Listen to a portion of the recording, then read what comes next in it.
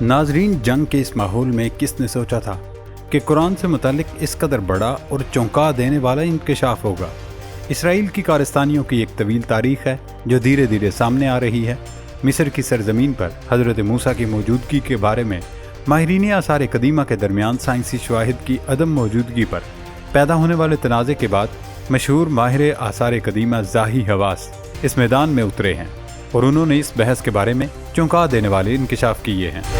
مصر کے سابق وزیر آثار قدیمہ زاہی حواس نے ٹیلی ویژن چینل پر گفتگو کرتے ہوئے کہا کہ اسرائیل آسمانی کتابوں سے انکار کی داستان کے پیچھے کھڑا ہے۔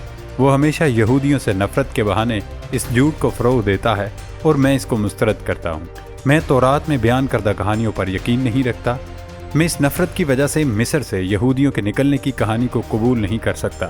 ان کے مطابق تورات میں یہودیوں نے خود سے ہی تحریف کر کے اسے نئی شکل دی تاکہ ان کے لیے اپنی ریاست کے قیام کا جواز پیش کیا جائے، جبکہ حقیقت میں ان کے لیے کسی ریاست کا کوئی جواز نہیں بنتا۔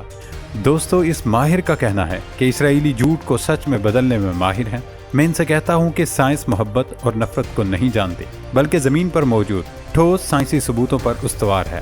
ان کے مطابق اسرائیلی تعلیم سے بھی کوئی واسطہ نہیں رکھتے، ان کے ہاں تعلیم صرف مخصوص لوگوں کے لیے ہے۔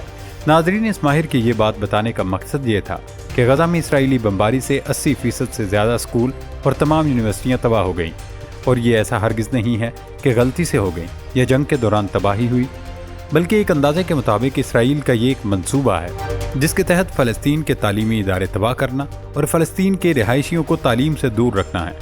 غیر ملکی خبر رساں ادارے کے مطابق 17 جنوری کو اسرائیلی بمباری سے غزہ میں بچنے والی آخری یونیورسٹی بھی ملبے کا ڈھیر بن گئی، جبکہ صہیونی بمباری میں غزہ کے 80% سے زائد اسکول تباہ ہو گئے۔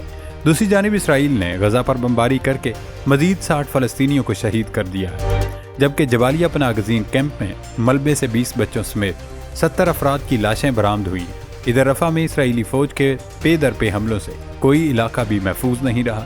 غیر ملکی خبر رساں ادارے کے مطابق اسرائیلی فوج نے رفح کے گنجان آباد علاقوں میں حملے تیز کر دیے ہیں اور اسی دوران پیش قدمی کرتے ہوئے ٹینک رہائشی عمارتوں پر گولہ باری کرتے رہے۔ دوستو، یہ سب ہونے کے بعد یمن کے حوثیوں نے بحیرہ احمر میں امریکی طیارہ بردار بحری جہاز USS آئزن ہاور پر حملے شروع کر دیے، کیونکہ اسرائیل تنہا یہ سب نہیں کر سکتا۔ اس میں امریکہ کا بھی اتنا ہی کردار ہے جتنا کہ اسرائیل کا ہے۔ یمنی مسلح افواج کے ترجمان کا بتانا تھا کہ امریکی اور برطانوی حملوں میں 16 افراد ہلاک اور 41 زخمی ہوئے ہیں۔ امریکی سینٹرل کمانڈ کا کہنا ہے کہ امریکی اور برطانوی افواج نے یمن میں حوثیوں کے زیر کنٹرول علاقوں میں 13 اہداف کو نشانہ بنایا۔ برطانوی وزارت دفاع نے اپنے بیان میں کہا کہ مشترکہ آپریشن میں حدیدہ شہر میں 3 مقامات کو نشانہ بنایا گیا، جہاں ڈرونز اور زمین سے فضا میں مار کرنے والے میزائل موجود تھے۔ دوستو، جب حوثیوں نے بظاہر آخری اور زوردار حملہ کیا تو امریکی صدر یہ کہنے پر مجبور ہوا کہ وقت آ گیا ہے کہ یہ جنگ ختم ہو۔ انہوں نے حماس پر زور دیا کہ وہ غزہ تنازع کے خاتمے کے لیے اسرائیل کی نئی تجویز قبول کر لے۔ اس حوالے سے ایک نیا منصوبہ پیش کیا گیا ہے، کیونکہ اگرچہ اس جنگ میں امریکہ، اسرائیل اور برطانیہ ایک پیج پر ہیں، لیکن وہاں حوثیوں، حماس، حزب اللہ اور دیگر تنظیمیں اب مستحکم ہو گئی ہیں، جو کہ ان تمام ممالک کے لیے بڑے خطرے سے کم نہیں۔ یہی وجہ ہے کہ اب امریکہ خود اسرائیل کی جگہ جنگ بندی کے منصوبے دے رہا ہے۔ دوستو، نیا مجوزہ منصوبہ 3 حصوں پر مشتمل ہے۔ پہلے مرحلے میں 6 ہفتے کی جنگ بندی کا اعلان کیا جائے گا۔ اس دوران اسرائیلی فوج غزہ کے آبادی والے علاقوں سے نکل جائے گی، جبکہ انسانی ہمدردی کی بنیاد پر بھیجی جانے والی امداد میں اضافہ کیا جائے گا اور فلسطینی قیدیوں اور کچھ اسرائیلی یرغمالیوں کا تبادلہ بھی ہوگا۔ صدر بائیڈن کا کہنا تھا کہ یہ معاہدہ بالآخر مستقل دشمنی کے خاتمے اور غزہ کی تعمیر نو کے ایک بڑے منصوبے کی بنیاد بنے گا۔ حماس کا کہنا ہے کہ وہ اس تجویز کو مثبت انداز میں دیکھ رہا ہے۔ مجوزہ منصوبے کے دوسرے مرحلے میں فوجیوں سمیت تمام اسرائیلی یرغمالیوں کو چھوڑا جائے گا۔ ان کا کہنا ہے کہ اس کے بعد یہ جنگ بندی مستقل طور پر دشمنی کے خاتمے کی بنیاد بنے گی۔ برطانوی وزیر خارجہ ڈیوڈ کیمرون ان افراد میں شامل ہیں جنہوں نے حماس کو یہ تجویز ماننے کا مشورہ دیا ہے۔ انہوں نے ایکس پر لکھا کہ حماس کو اس معاہدے کو قبول کرنا چاہیے تاکہ ہم لڑائی کو روک سکیں۔ اس منصوبے میں بہت سی ایسی تفصیلات بھی شامل ہیں جو اس سے پہلے ناکام ہو جانے والے مذاکرات میں بھی شامل تھے۔ تاہم لگتا ایسا ہے کہ امریکہ کی جانب سے مستقل جنگ بندی کے مطالبے کا مقصد حماس کو ان شرائط پر مذاکرات کی طرف واپس لانا ہے جن پر وہ پہلے ہی رضامندی ظاہر کر چکا ہے۔ مستقل جنگ بندی حماس کے دیرینہ مطالبات میں سے ایک ہے۔ تجویز کے تیسرے مرحلے میں کسی بھی مقتول اسرائیلی یرغمالی کی باقیات کی واپسی کے ساتھ ساتھ غزہ میں گھروں، اسکولوں اور اسپتالوں کی تعمیر نو کا ایک بڑا منصوبہ شامل ہے۔ ناظرین، یہ منصوبہ پیش کرنے کی ایک اور بڑی وجہ چین بھی ہے، جس کے ساتھ امریکی حکام کی حال ہی میں شدید لڑائی ہوئی۔ گزشتہ دنوں سنگاپور میں امریکی وزیر دفاع لائیڈ آسٹن اور ان کے چینی ہم منصب ڈونگ جون کے درمیان غیر معمولی ملاقات میں تائیوان پر گہرے اختلافات دیکھنے میں آئے، جس کے بعد خدشہ ظاہر کیا جا رہا ہے کہ اس معاملے کو لے کر چین اپنی طاقت کا مظاہرہ فلسطین میں کر سکتا ہے۔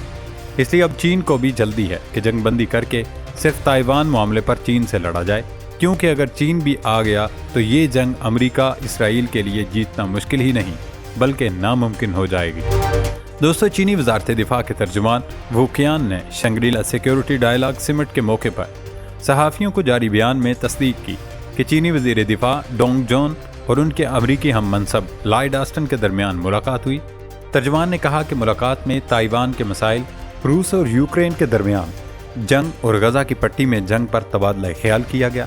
ترجمان نے مزید کہا کہ ڈونگ نے آسٹن کو متنبع کیا امریکہ کو تائیوان کے ساتھ چین کے معاملات میں مداخلت نہیں کرنی چاہیے۔ اس جزیرے کا انتظام جمہوری انداز میں چل رہا ہے جسے بیجنگ اپنے کنٹرول میں رکھنا چاہتا ہے۔ چینی ترجمان نے انکشاف کیا کہ چینی وزیر نے اپنے امریکی ہم منصب کو بتایا کہ تائیوان کی حمایت میں واشنگٹن کے اقدامات، جسے بیجنگ اپنی سرزمین کا حصہ سمجھتا ہے، ون چائنا اصول کی سنگین خلاف ورزی ہے۔ دوستو، تائیوان سے متعلق تنازع جسے امریکہ کی حمایت حاصل ہے اور جسے چین اپنی سرزمین کا حصہ سمجھتا ہے، دونوں عالمی طاقتوں کے درمیان کئی تنازعات میں سب سے نمایاں ہے۔